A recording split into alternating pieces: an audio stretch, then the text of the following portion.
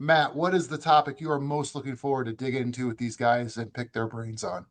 I haven't thought of like a specific topic that I'm looking forward to, but I'm looking forward to talking about a bunch of the topics. We've thrown around and kicked around a bunch of ideas. Aliens, Yes.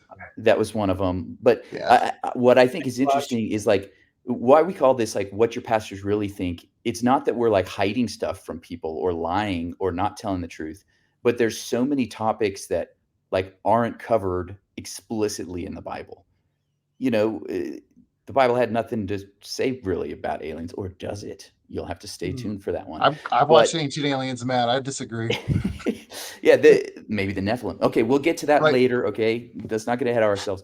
But there's just so many things that we want to talk about, share opinions about, and yet, if you're going through the scriptures, it doesn't always touch directly on that. I remember years ago. I'm here in Denver now, in the city. I'm the most urban of us, I guess. Right, still on the city proper of Denver, but just kind of on the edge of it. But I remember I was a pastor in Nebraska for 5 years before coming here to Denver. And I just one day I was like, hey, I got an open Sunday, no plan. What do you guys want me to talk about? And I put out a poll. People could put on anything they wanted on Facebook. Facebook was the thing at the time. I know what Put a they said. comment I on know there. what they said. What was it? End times, Revelation. No, this is the crazy. That's what I thought they were going to pick. I thought end times or some.